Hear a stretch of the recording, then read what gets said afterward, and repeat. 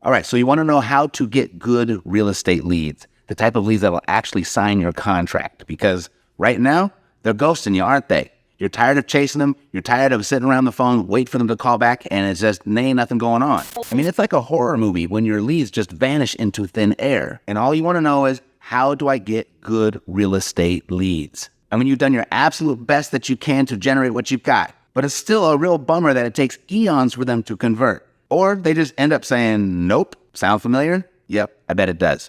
Which is why, if you're struggling with converting your leads, I've got something very special for you today. Actually, two things. One, this is a very common real estate investor and real estate agent problem, so don't throw in the towel just yet. And number two, I've got the magic potion for you. Trust me, you can convert way more leads than you're converting right now. And yes, you can land those motivated sellers that you absolutely deserve. That is, if you know how to approach those leads with the right strategy. It's a strategy game. I'm good at strategy. But first, let's look at who you are targeting. A good real estate lead for a real estate investor is a lead that has a problem. Because no property owner really in their right mind is going to sell you their property at a discount unless they have a problem. And the types of problems I'm talking about are owning a vacant house, that's a problem. Or being behind on your mortgage payments, that's a problem. Or having a tax lien, being behind on your property taxes, that's a problem. Those are the types of problems we want to look for. But you know what's better than a problem? What? A crisis. Crisis? So to find better real estate leads, start looking for the crisis that's going on, because where there's crisis, there is cash and there is cash flow. And what constitutes a crisis is a property owner that's dealing with multiple problems. So you want to look for the property owners that own a vacant house that are also behind on their mortgage and also have a tax lien attached to them, as an example. But you can stack all types of problems on top of your marketing list, like any type of lien, an HOA lien, a sewer lien, a solar lien. You can look for drugs and death and disease. You can look for divorce. You can look for properties in probate. You can look for bankruptcy. You can look for people downsizing. You can look for properties that have judgments on them. You can look for properties that are in foreclosure, whether that's pre-foreclosure or they've been foreclosed on. Frustrated landlords, that's another really good source. And if those frustrated landlords live outside of the state of where their property resides, that's another good problem potentially. So those are the types of problems that you're looking for, but when you start stacking them on top of each other, now you're looking at a crisis. And your percentages of finding a good real estate lead are so much more. But still, if you went out there and you found a bunch of property owners that owned vacant houses that were behind on their mortgage and had a tax lien attached to their property, that still doesn't mean they are going to be motivated to sell to you at a discount. In fact, most of them won't be. But you can take it a step further. Of all those problems that I just ran down, that's all public information that all of us can easily find through a multitude of different platforms. But all of those problems are attached to the property. What if there was a way you could actually look now at the personal problems of the property owner? Then you could take the biggest personal problems of the property owners and the biggest problems with the properties, put those together and really increase your odds of finding motivated sellers, of finding really good real estate leads. So how do you do that? Well, there's this new thing in town. You've probably heard of it. Everyone's talking about it. AI, artificial intelligence. And there are services out there that allow you to dig more into a person's personal situation. There's only one platform out there that I know right now that has both. It has the property problems and it has the artificial intelligence to dig in and find the personal problems. And that platform is Deal Engineer. And it's where I'm getting most of my good real estate leads right now. And there are other great platforms out there that I subscribe to. In fact, I subscribe to a bunch of them because they all have their little unique features. There's a lot of overlapping gray area between all of them, but each one has their own little unique features that I find really valuable. Like Pretty's got some great features. PropStream has some great features. Deal Engineer that I mentioned. Deal Machine just released some really cool artificial intelligence features.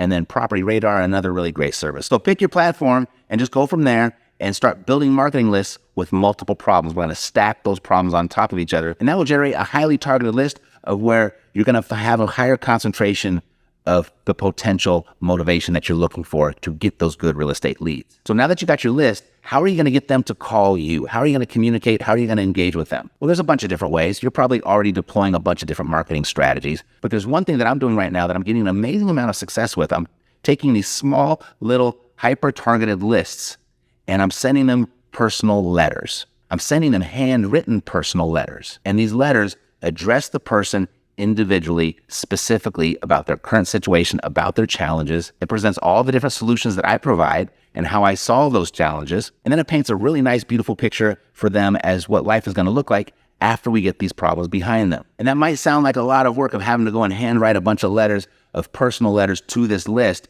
but it's not. And this is another way that I'm using artificial intelligence. It's writing these letters for me. And it's really easy and it's almost free to do. So here's what I want you to do. I want you to go to openai.com, open up a free account, and then access ChatGPT. That's the artificial intelligence that you are talking to, and you're going to make a request, or what they call a prompt. And you're going to tell ChatGPT to write you a letter to this group of people with these challenges, share the benefits of working with you, and then paint a nice little picture of what life is going to look like after we get all of this resolved. And I did you a big favor. I'm just going to give you the prompt. So you can just copy and paste it, put it into ChatGPT, and you can generate the same type of letter that landed this deal right here. And I only sent out 37 letters to that list, and I got 3 phone calls, and 1 of them turned into this deal. And the prompt is just fill in the blank. So the whole thing is written for you. All you have to do is type in the list that you are sending to. So if you are sending to a probate list of vacant houses that are behind on their property taxes, all you have to do is insert that into the prompt, and it will write you a letter specifically for that person. Here, watch. Just copy. I'm going to hit enter, and there it goes. The letter is done. Now, I take that letter and I use one of the handwriting services that are available out there. Ballpoint Marketing is a really good service. I use them all the time. But what's really convenient and that I'm using more and more right now is the personally penned letters that are actually inside of Deal Engineer. So I really don't even have to leave Deal Engineer. I can generate my list there with the property problems, with the personal problems, and then send them one of these handwritten letters right from the software. So that prompt that you're just going to copy and paste into ChatGPT to write that letter for you, I put it right there in the Lead Tango playbook. I'm going to give it to you for free here in a minute. But before I do, let's prepare ourselves for what our strategy is going to be when these people start calling us. Here's a strategy, Tom. So over here at Epic, we use something called the Conversion Quadrant, and it looks like this. And most investors' strategy is right down here in this lower left quadrant, where they essentially play bad cop.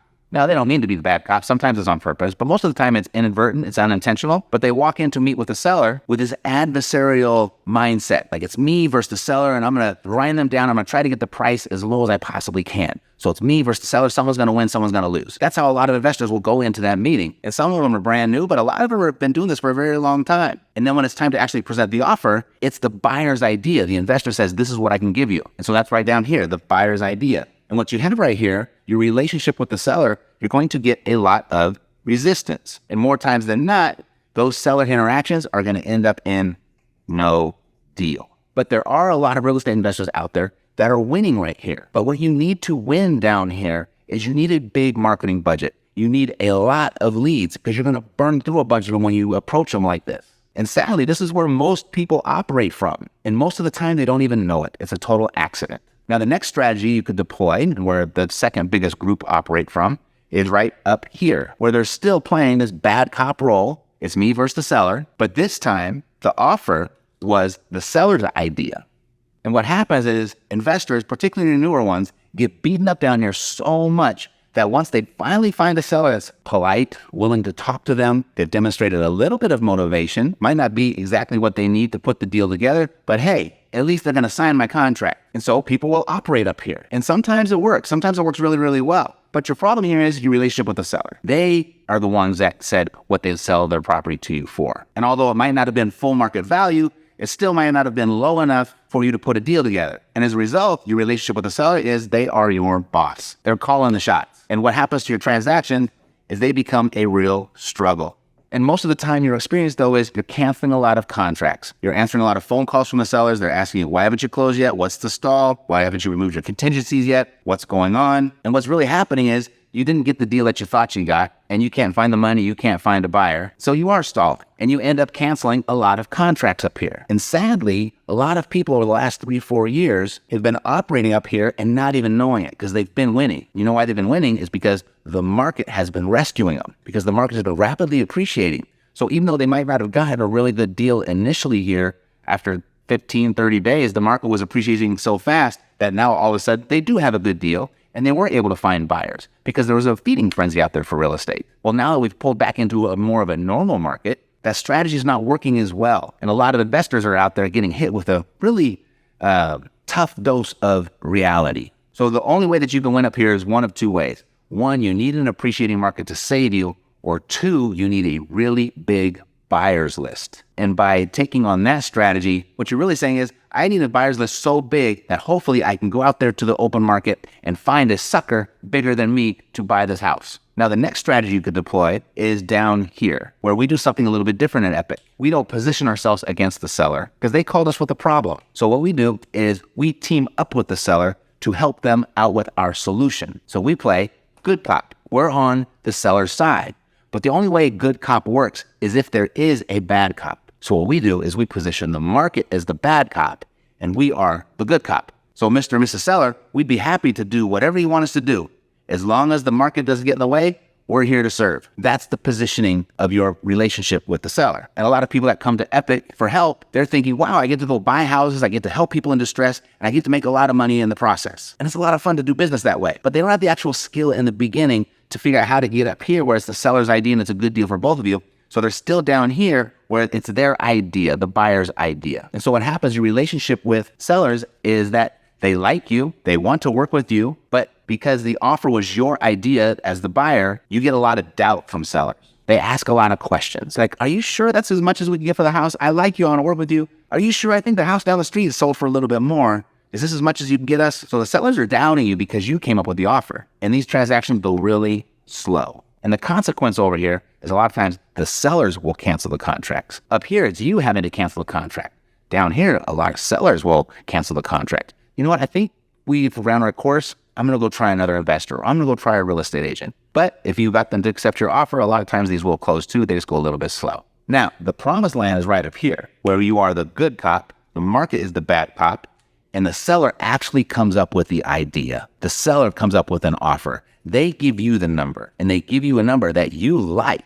And that takes a little bit of practice. It takes a little bit of positioning, and it takes asking the right questions, what I'm going to get to next. But when you can function up here, you get cooperative sellers, and you have easy transactions. So look at this conversion quadrant here, and think about your last deal. Picture the seller's face, picture the front of the house, maybe you know the address, maybe you know the phone number, maybe it was just the voice. Picture the last one that did not go through for you. Which one of these quadrants were you most likely operating in? Were you down here where most people are? Or were you up here and hoping that the market would save you? Or were you down here and you're trying to be the good guy, you're trying to be the good girl, but it just didn't work out? And you don't have to be 100% in one of these. You can straddle the fence a little bit, but which one were you in most of the time? I bet you know, I know you're already thinking about it, and you know what there is to do different next time. All right, so now you have your strategy. What are you going to say when they actually call? What's going to be the objective here? If you've been trying to close your deals on that very first interaction with the seller, that's probably a reason you feel you don't have good real estate leads. It happens very rarely that deal gets closed on that very first phone call. And if it does, you should probably be a little bit suspicious. So knowing that, you want to make sure you have clear objectives going into this call.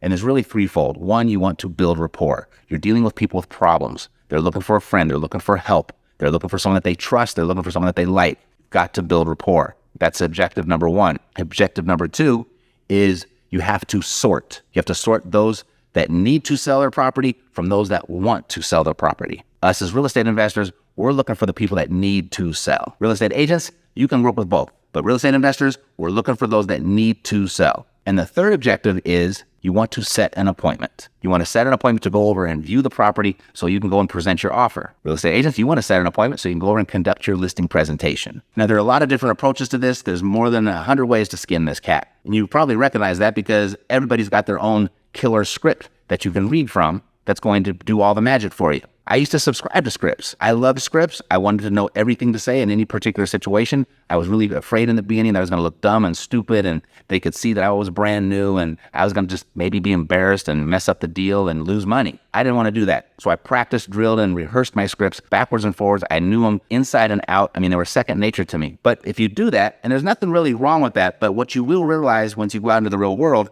is that as good as you know your script, the seller doesn't know theirs, and you'd get thrown off really, really easily. So we made this transition over here at Epic to work from a framework. It's a 9-point framework, and we just have kind of 9 major points that we have to hit in that conversation with the seller. And they don't necessarily have to be in sequence, so where the conversation leads us doesn't really matter as long as we can check all of these boxes by the time that conversation is done. And we call it a 9-point seller interview. Interview being the operative word. Because what do you do in an interview? You ask questions. And that is key. And you have to ask the right type of questions. You don't want to be the amateur out there wasting a seller's time, wasting your time, frankly. How many bedrooms does it have? How many bathrooms does it have? What's the square footage? All those types of answers that you can find easily on the internet. No, you're there to build rapport. You're there to sort the needs from the wants, and you're there to set an appointment. Don't waste your time asking questions that you can find out on your own. So first thing, you want to set the stage. That's box number 1.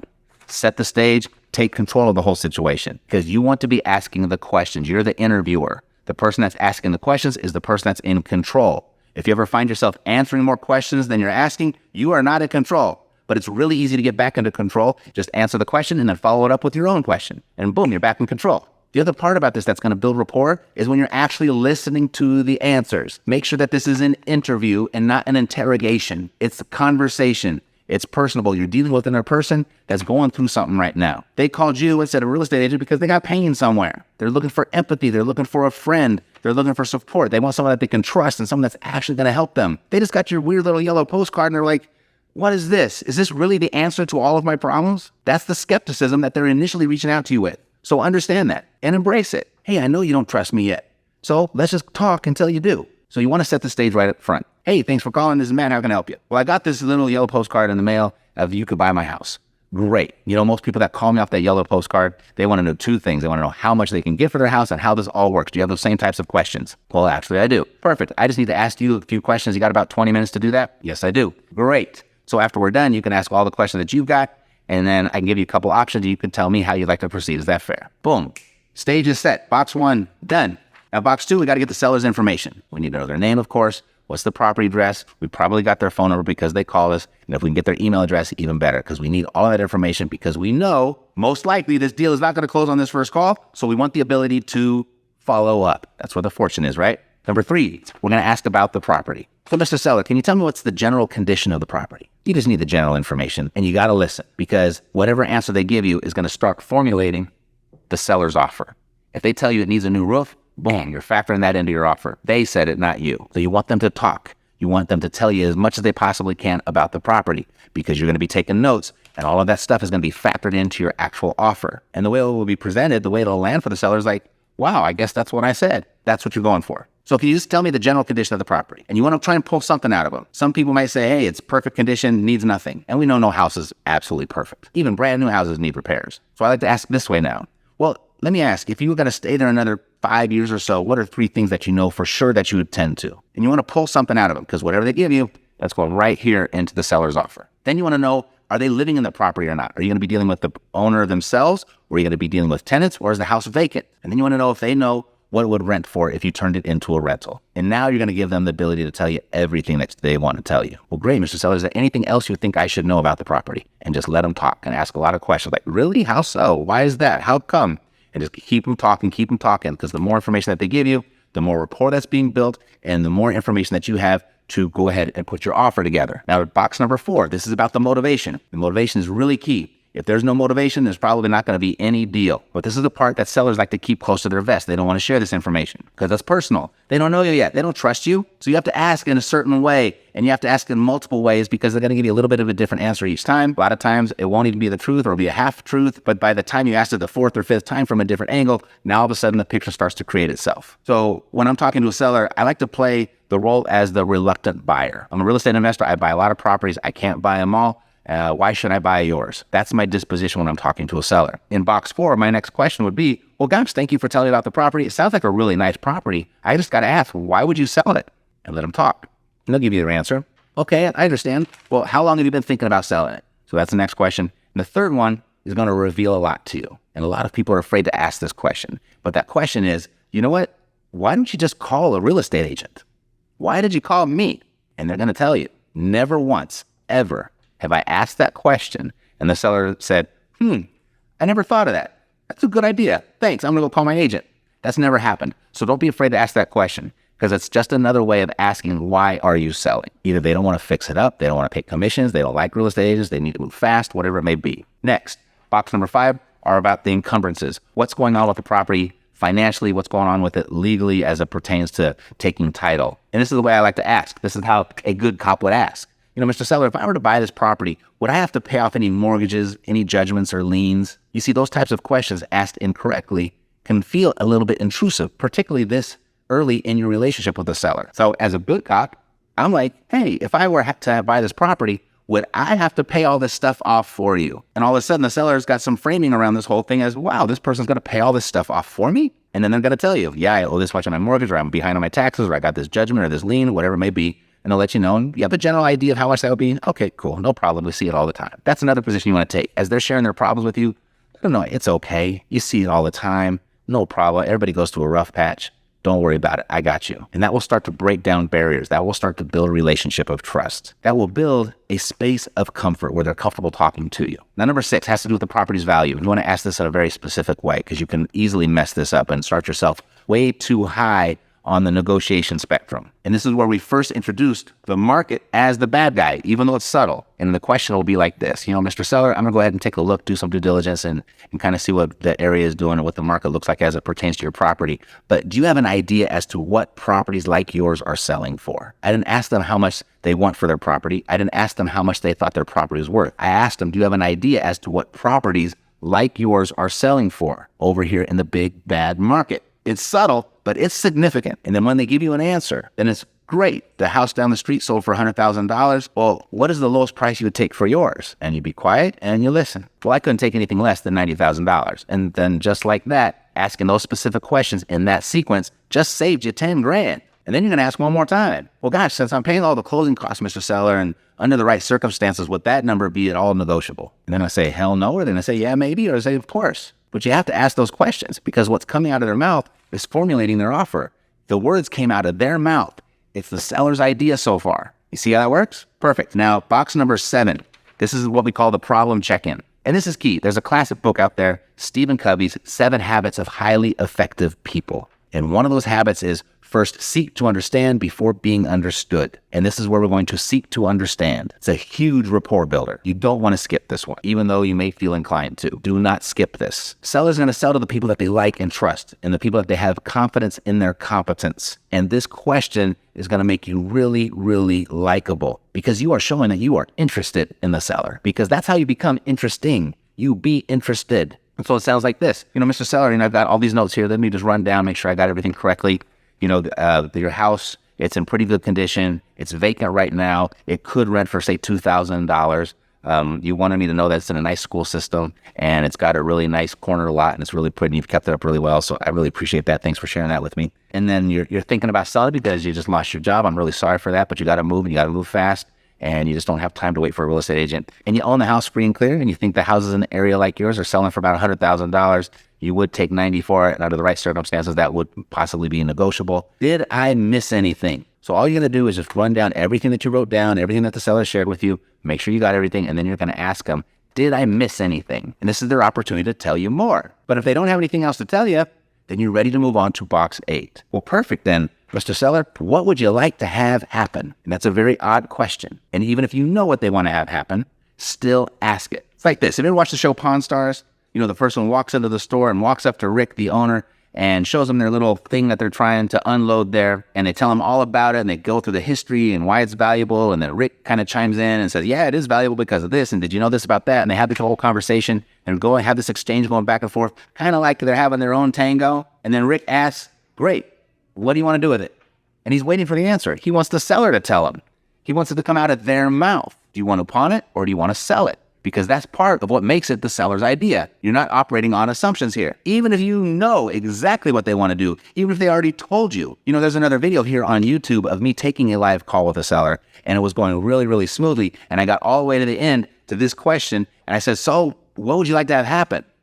And the guy was from Louisiana, and his big, strong accent, he says, well, I'd like you to buy it, silly. And I was like, well, thank you. Okay, let's move forward. It was the seller's idea. It came out of his mouth, and it came out of his mouth with intensity. It came out of his mouth with emotion. Now we know where we're going. I said, great. So if I or anyone else could make that happen, would this be a later or a sooner thing? Now I know they want to sell it. So now I'm going to ask, how soon do you want to sell it? How urgent is this for you? And that's going to give you an idea as to how much time I'm going to spend with this person. Is this person really in need or they a want? Then the last box, we're just going to set the appointment. And we call it a transition agreement. You want to use these transition agreements at the beginning and at the end, all correspondence, all conversation, all exchange with the seller. I have it all scripted out, what you could say, an idea of what you could say, but it's a really simple formula. This is all you have to do.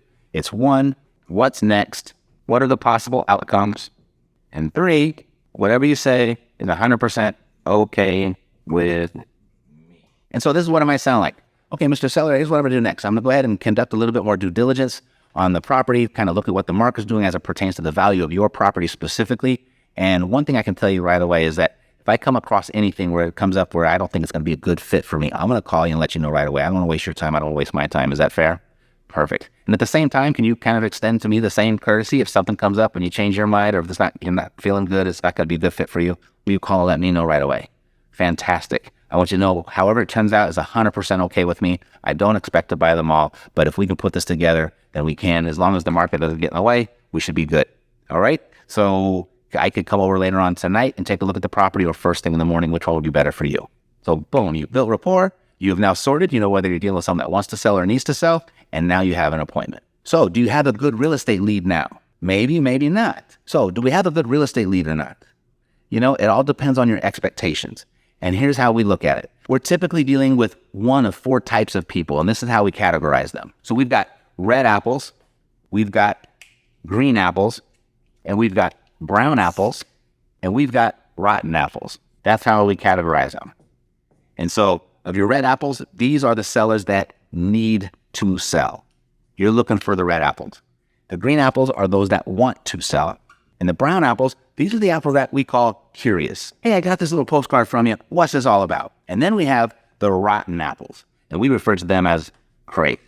Affectionately, of course. About 3% of the people that we talk to will be red apples. 12% will be green, and then 70% will be brown. And then about 15% will be our crazy ones.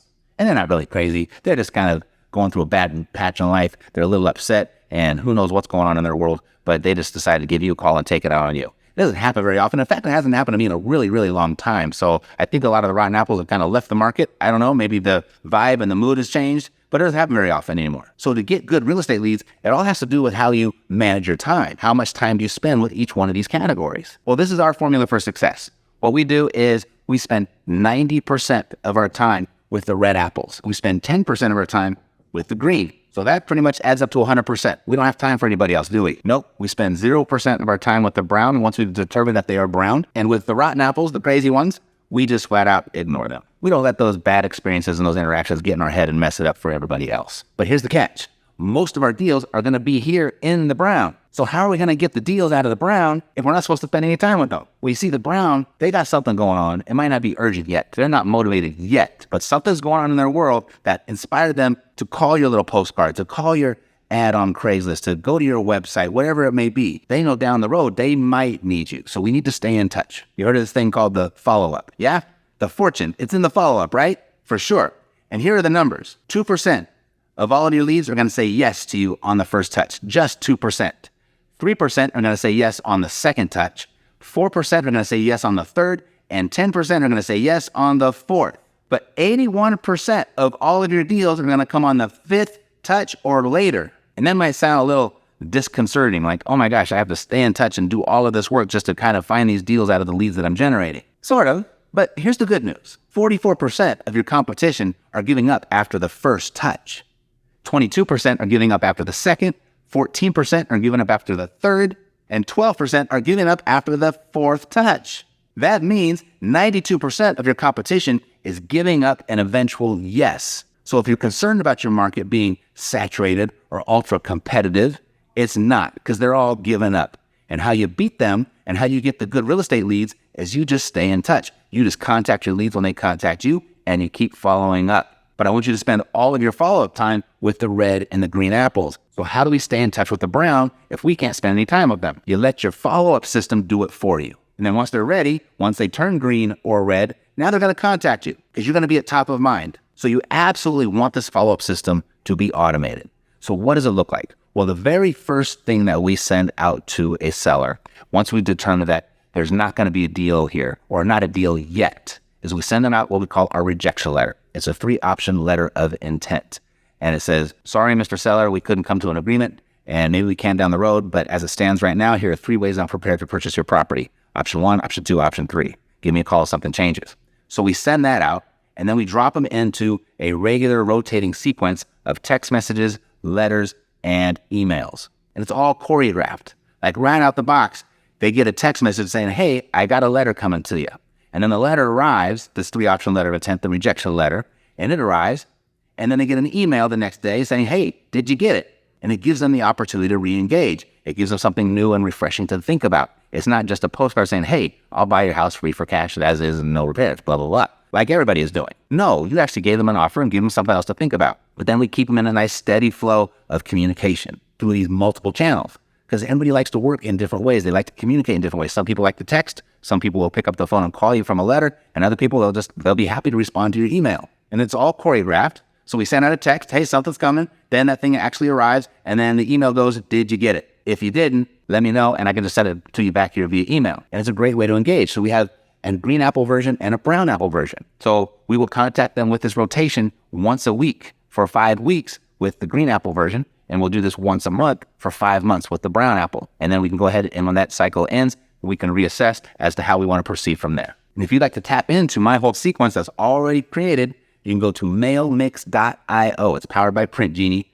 But if you use that link, it'll put you into my portal and you'll have access to all of my materials. It's probably the most effective and affordable way to stay in touch with sellers without breaking the bank. So if you want access to everything that I got, including the 3-option letter of intent, you can go to mailmix.io. So after everything that we went through, if you're missing just one of these little steps in the process, that's probably a good indicator as to why you're not getting and finding good real estate leads. And if you don't have any of these things in place, if you're missing just one of them, nothing else after this even matters. So I want you to get this stuff in place. I want you to have the whole playbook.